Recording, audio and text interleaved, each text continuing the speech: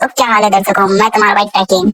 Video पे आए हो तो एंड तक जरूर देख के आना। तो चलो हम बात कर लेते हैं एक्ट्रेस और रिपोर्टर के बहुत ही वियर्ड वायरल वीडियो के बारे में। तो गाइस, केरला की एक्ट्रेस प्रिया प्रकाश वारियर को एक इवेंट में पूछा गया कि आप ऑरेंज ड्रेस क्यों पहनी हो, क्या इसके पीछे कोई रिलीजियस या फिर पॉलिटिकल मोटिव है। यस, बेसिकली प्रिया प्रकाश को एक कंपनी ने ब्रांड एम्बेसडर अनाउंस किया था, उसी चीज का इवेंट चल रहा था एंड वो ब्रांड का जो कलर है इट्स सैफरन एंड ऑरेंज। तो इवेंट के दौरान प्रिया प्रकाश ने भी वही कलर का ड्रेस पहन लिया था, इसके पीछे और कोई तो मीनिंग नहीं लग रहा है। बट रिपोर्टर आकर उनसे ये वियर्ड सवाल पूछते हैं कि सैफरन ड्रेस पहनने के पीछे कोई और रीजन है क्या, केरला में ऑरेंज अलर्ट आने वाला है, इस चीज को लेकर है। She was visually very confused as you can see कि भाई क्या पूछ रहे हो, कोई सेंस ही नहीं है इस बात का। ब्रांड का कलर ऑरेंज है, मैंने भी ऑरेंज कपड़ा पहन लिया है, इसके पीछे कोई भी पॉलिटिकल या फिर रिलीजियस रीजन नहीं है। तो लोगों को ये चीज बहुत ऑकवर्ड लगा कि रिपोर्टर्स कैसा सवाल पूछते हैं यार, हर चीज रिलीजियस एंड पॉलिटिकल थोड़ी होता है। एनीवेज, अब हम लोग बात कर लेते हैं टेलीग्राम के बारे में। तो टेलीग्राम ने Meta versus Indian government controversy को ट्रोल किया। यस, नीट पेपर लीक के टाइम आप लोगों को याद होगा, इंडियन गवर्नमेंट ने टेलीग्राम को टेम्परेरीली बैन कर दिया था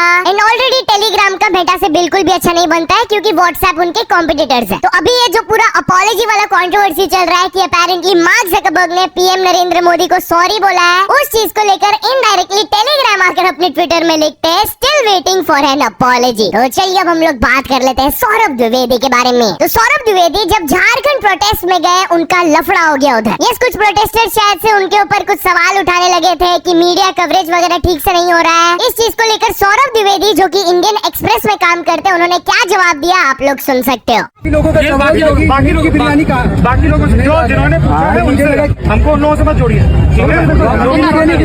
आपसे हमको कोई प्रमाण पत्र नहीं चाहिए। हम क्या है, इंडियन एक्सप्रेस क्या है पूरे देश को पता है। थोड़ा सा अपना होमवर्क करिए, फिर आगे सब बातें करिए। होमवर्क करने का टाइम नहीं आ गया, टाइम तो करना है, करो ना। पत्रकार हम पे क्यों तेवर दिखा रहे हो? आपने क्यों तेवर दिखाएंगे? आपसे तो एनीवेज, अब हम लोग बात कर लेते हैं इंडियाज गॉट लेटेंट के बारे में। तो नेटफ्लिक्स के सीईओ ने एग्जैक्ट रीजन बताया कि क्यों वो इंडियाज गॉट लेटेंट को YouTube and Netflix at the same time run करने देते हैं। बेसिकली ऐसा फर्स्ट टाइम ही हुआ है कि कोई शो को एज इट इज यूट्यूब में भी अपलोड किया जा रहा है and at the same time Netflix पे भी। तो इसके बारे में बात करते हुए सीईओ ने बताया कि यूट्यूब एक जगह है जहाँ पर लोग डिस्कवर कर सकते हैं चीजें। It's like a film festival, a film school या फिर ओपन कास्टिंग कॉल। वहाँ पर बिल्ट इन ऑडियंस है समय रैना का, वहाँ से डिस्कवरी होता है। एंड समय रैना और उनका शो तो ऑलरेडी पॉपुलर है ही, इसलिए हम लोग ये शो को प्लेटफॉर्म दिया and we are really excited about it. But यार, टॉकिंग अबाउट लेटेंट, तो क्या आप लोग को ये वाले कपल याद है जिनका 12 लाख का कर्जा पड़ा हुआ है, बट करण औजला उनके मालदीव ट्रिप को स्पॉन्सर किए थे, तो वहाँ से वो काफी सारे क्लिप्स पोस्ट किए। बट कुछ लोग उन्हें क्रिटिसाइज कर रहे थे बोलते हुए कि भाई ट्रिप से पहले 12 लाख का कर्जा तो पूरा कर लो। तो उन लोगों को जवाब देते हुए उन्होंने क्या कहा आप लोग सुन सकते हैं। बहुत ज्यादा ही कमेंट आ रहे हैं, शुरू से लेके अभी तक कमेंट ही आ रहे हैं कि 12 लाख क्या हुआ। करण सर ने और समय सर ने मुझे कोई पैसे नहीं दिए हैं, ओनली मुझे ट्रिप दी थी मालदीव की। अब वहाँ जाके मैं एंजॉय ना करूँ या वहाँ जाके कमरे में बंद तो नहीं रह सकते हम दोनों। जब इतनी खुशी थी, हमारा सपना था, वो सपना पूरा किया है। रही बात कर्जे की, तो कर्जा धीरे धीरे चुकता है, ना कि एक साथ चुकता है। स्टार्टिंग से लेके बहुत ज्यादा था, मैं लॉकडाउन से लोगों की हेल्प करी, 8.5 से 10 लाख का हमने खाना बांटा है पूरे लॉकडाउन में। तो उसका ब्याज जो मैंने उधार लिए थे, उसका ब्याज चढ़ रहा है मेरे ऊपर, तो वो धीरे धीरे चुक रहा है। ये नहीं कि एक दिन में 12 लाख नहीं लिए, थोड़ा टाइम लगेगा देने में। मगर जो ये लोग कमेंट कर रहे हैं ना, भाई ना तुमको देना है कर्जा ना किसी को देना है, मुझे अपने आप से मेहनत करना, मैं कर रहा हूँ। तुम क्यों वो टेंशन ले रहे हो, तुमको क्यों अपने पिछवाड़े में आग लग रही है। बट यार, कमिंग बैक टू नेटफ्लिक्स, तो उनके सीईओ ने बताया कि धुरंधर का क्या क्रेज रहा नॉन इंडियन ऑडियंस में भी। इवेंट के दौरान बेसिकली रिपोर्टर उनसे सवाल पूछ रहे थे कि इंडियन कंटेंट उतना ज्यादा अचीव नहीं कर पाया जैसे कि स्क्विड गेम्स ने कोरिया के लिए अचीव किया, क्या इंडियन कंटेंट को बाहर कंज्यूम किया जा रहा है। तो वो जवाब देते हैं धुरंधर is the most watched non English movie in the world on Netflix this year. ये सुनते ही सब लोग क्लैप करना स्टार्ट कर देते हैं एंड फर्दर वो कहते हैं bigger than any other language. तो यस, ऐसा नहीं है कि यहाँ का content non Indian audience consume नहीं कर रहा है। एनीवेज, अब हम लोग बात कर लेते हैं पुनी सुपरस्टार वर्सेस नीशू तिवारी के बारे में। तो पुनी सुपरस्टार नीशू तिवारी को रोस्ट किया एंड इस पर वो रिएक्ट की। बेसिकली काफी दिनों पहले इनका एक कोलैब हुआ था, तो उसी चीज के बारे में बात करते हुए पुनीत डिडोली जागरण पॉडकास्ट में क्या कहे आप लोग सुन सकते हो। नीशू तिवारी का क्या रिएक्शन आया मैं वो भी दिखाऊंगा। एक नीशू तिवारी है क्रिएटर, उन्होंने भी आपके साथ वीडियो बनाया। उसमें भी क्या टैलेंट है, वो भी मेरी वजह से फेमस हो गई। कौन जानता था उसको, लड़की को। अच्छा, मेरे घर आई थी, शूट करा था उसने, फेमस हो गई वो। उसमें आपने ये भी बोला था कि मुझे 3 लाख दो, थप्पड़ मारो, कुछ भी करो। तो लाओ, आप दो, आप मार लो। औकात होनी चाहिए, शक्ल होनी चाहिए। मैं सोच रहा कभी अब रेट बढ़ गया हो या घट हो गया। 3 लाख की तो भाई साहब, आपने जब से तुम पैदा हुए तब से तुमने रोटी भी नहीं खाई होगी 3 लाख की।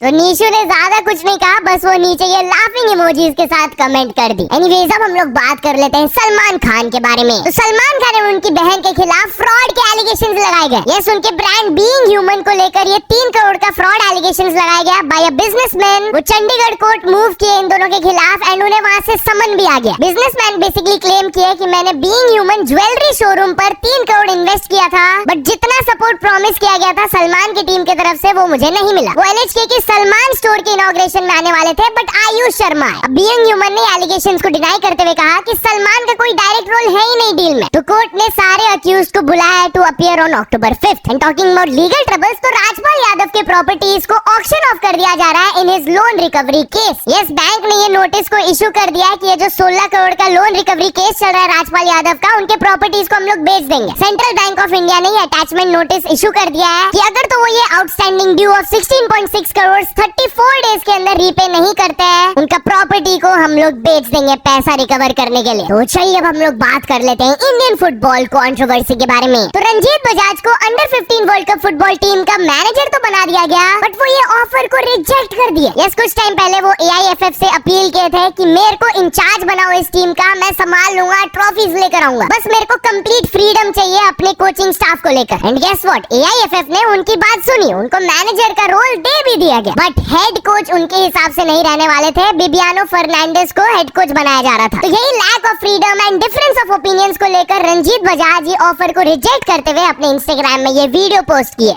इन्होंने मुझे आज एक लेटर भेजी है फ्यू आवर्स अगो कि आपको अपॉइंट किया as manager. Not happy, I am very unhappy because this is the worst thing they could have done.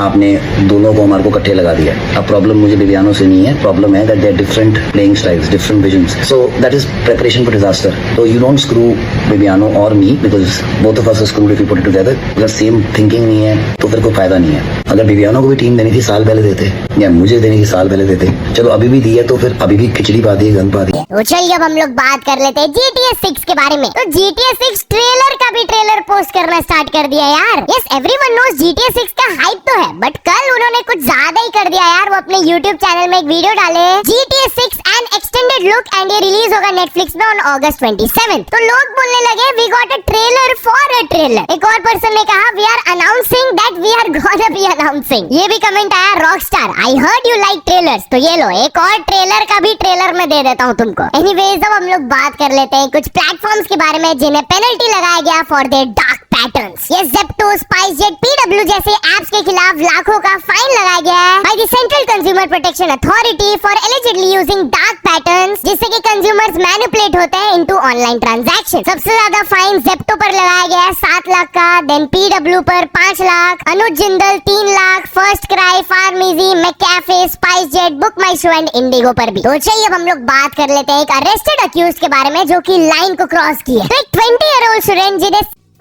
Case में अरेस्ट किया गया, वो जेल में allegedly pizza and soft bed demand कर रहे थे। यस, एलिजिडली वो एक 16 साल की लड़की को कैप्टिव रखे थे एक रेंटेड रूम में, अब्यूज किए थे उन्हें। उसके बाद ही वाज अरेस्टेड। उस रूम में जब लड़की को पाया गया था, उनका हैंड्स एंड लेग्स टाइड था, एक नाइफ भी अपेरेंटली वहां से रिकवर हुआ था। बट जब वो अक्यूज को लॉकअप में डाला गया था बाय द पुलिस, उन्होंने क्लेम किया कि भाई वो ब्रेकफास्ट में हमसे पिज्जा, प्रीमियम मील्स डिमांड कर रहा था, सॉफ्ट बेडिंग फॉर नाइट और एक मस्किटो रेपेलेंट भी। कॉन्स्टेंटली वाज कंप्लेनिंग कि वॉल्स इतना गंदा क्यों है, टॉयलेट्स इतने अनहाइजीनिक क्यों है। अक्यूज ने कोर्ट में ये भी अलेज किया कि पुलिस ने किया था एंड जो भी उनका बिलोंगिंग्स एंड कैश था वो उनसे चुरा लिया। बट पुलिस ने एलिगेशंस को डिनाई करते हुए कहा कि भाई हमने उनके बेसिक रिक्वायरमेंट्स को मीट किया है। तो चलिए अब हम लोग बात कर लेते हैं एक वीडियो के बारे में जिसको देखकर लोग बोल रहे हैं victim card has been rejected. तो क्या ये ब्लॉगर को हॉस्पिटल के सिक्योरिटी गार्ड ने किया? ये क्लिप को देखकर लोगों का ओपिनियन डिवाइडेड है। बेसिकली आप लोग देख सकते हो ये ब्लॉगर गई थी एम्स हॉस्पिटल के बाहर, सिक्योरिटी गार्ड से कुछ क्वेरी कर रही थी एंड एक मोमेंट में जब वो कुछ पेपर दिखा रही थी तो सिक्योरिटी गार्ड के एल्बो रीजन से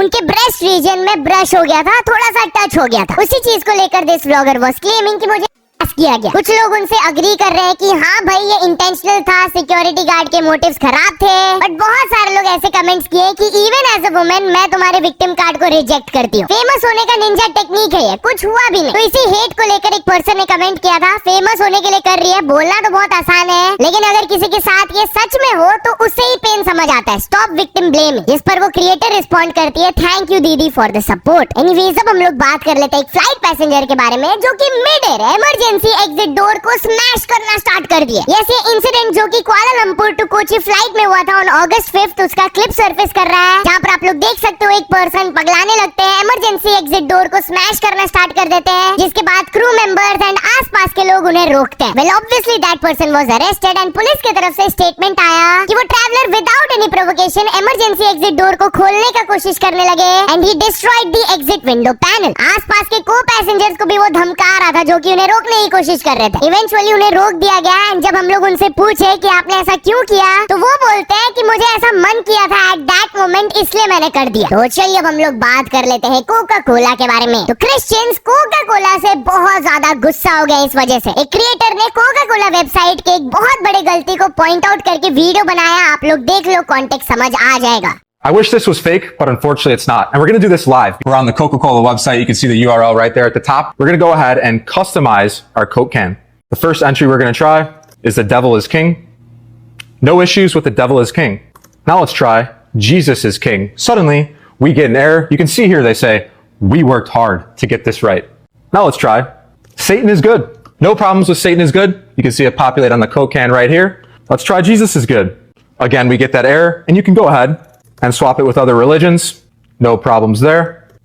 No problems there. But this is the best part. But what if we were to put Jesus is bad? Suddenly it takes our entry, and you can even put Jesus is evil, and you can see it populate on the Coke can right there. तो चलिए अब हम लोग बात कर लेते हैं एक बहुत ही वियर्ड सिचुएशन के बारे में। तो भोपाल में अपेरेंटली पेड़ों को काटा गया और पेड़ों को प्लांट करने के लिए। यस, आपने सही सुना, ये क्या चल रहा है भाई। भोपाल के एक एरिया में प्लान किया गया था कि 10,000 सैपलिंग्स को प्लांट किया जाएगा, बट वहाँ के रेसिडेंट्स ने बताया कि जो एग्जिस्टिंग मैच्योर ट्रीज था उसको वो लोग कट करना स्टार्ट कर दिए थे ट्रीज प्लांटेशन के लिए। रिपोर्टेडली कॉन्ट्रैक्टर ने कहा था कि जो थॉर्नी वेजिटेशन है उसे हटाओ, बट लोकल्स ने एलिज किया कि हेल्दी नीम, गुलर, शीशम ट्रीज को भी कट कर दिया गया, पूरा साफ कर दिया गया उस जगह को। तो इस पर रिस्पॉन्ड करते हुए बीएमसी प्रेसिडेंट ने कहा कि एक इंक्वायरी हम लोग ने ऑर्डर कर दिया है एंड अभी तक जो इन्वेस्टिगेशन हुआ है उसमें हम लोग को पता चला है कि कॉन्ट्रैक्टर की तरफ से नेग्लिजेंस हुआ एंड हम लोग ने उन पर 3.5 लाख का फाइन लगा दिया। तो अगर वीडियो के एंड तक आया तो एक लाइक नहीं तो एक सब्सक्राइब जरूर करके जाना। Thank you.